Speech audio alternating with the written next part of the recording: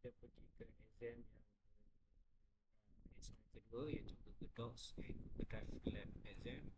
Okay, klik and then kita boleh baca dulu apa task-task yang ada sampai task 5 ni. Kita fahamkan. Kalau dah faham, kita boleh start lab. Okay, I'm on motorcycle and fly. Okay, bila dah ada ni, kita macam biasa klik pada remote web browser.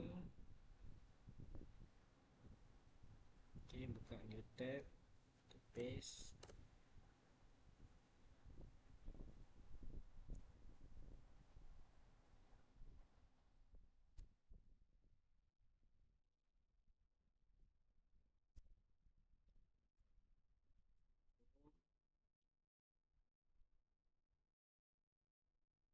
Then sign in,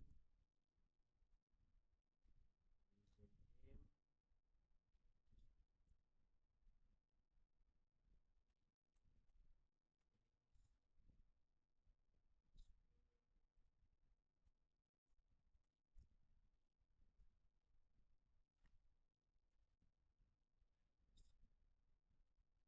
kita masuk kepada, kita tengok pertama.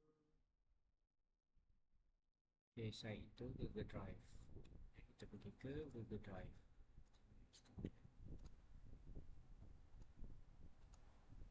Okay, pergi kepada Google App. Kita cari Google Drive. Kita dah buka. Baca balik soalannya.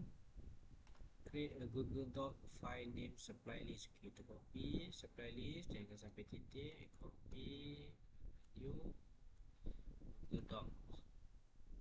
Okay, namanya kita buat atas ni sebagai supply list. Okay, add the following lines to the Google Docs document. Okay, copy dan kita paste di sini. Dia kata check my progress. Kita check my progress. Okay, dah siap task 1, task 2, share the documents. Okay, share the documents create with a student. Ni, okay, kita copy ataupun kita copy dekat sini pun boleh. Okay, sama je. Kita nak share file ni then as a commenter. Kita share, letak dekat sini, masukkan email. Okay, kemudian kita buka sebagai commenter. Okay, klik send. Okay, baik, kita check lagi sekali. Okay, student, commenter, done. Dan dia kata apa? Dah siap, check my progress. Okay, dah siap. Dan configure document settings.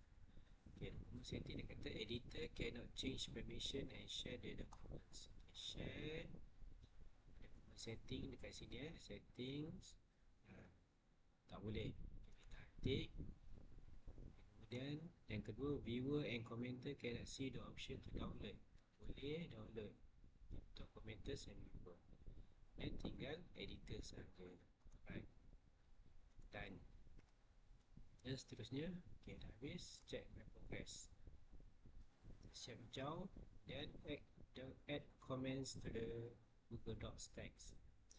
Okay, dan kita nak comment dekat pen, kita nak comment get right pens.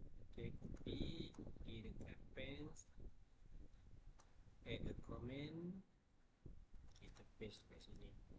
Kalau tak nampak, kita kecilkan lagi lah. Okay, kemudian kita comment. Okay, dah siap. Yang kedua, dekat pencils, kita kena copy semua. Ini dekat pencil semua. Pencil, comment, paste.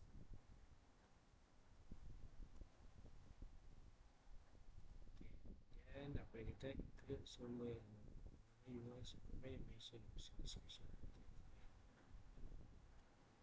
Okay, siap. Habis dah, kita check progress.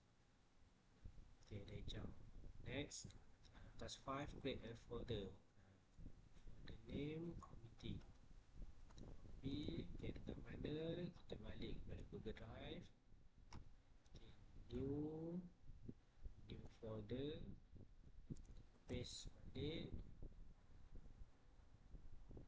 create. Okay, dan apa yang perlu kita buat, yang supply list ni share masuk ke dalam supply list community. Okay, klik dulu, share masuk. Okay, kemudian kita move. Okay, kita dah move, dah habis check progress. Okay, so hijau dah siap, kita boleh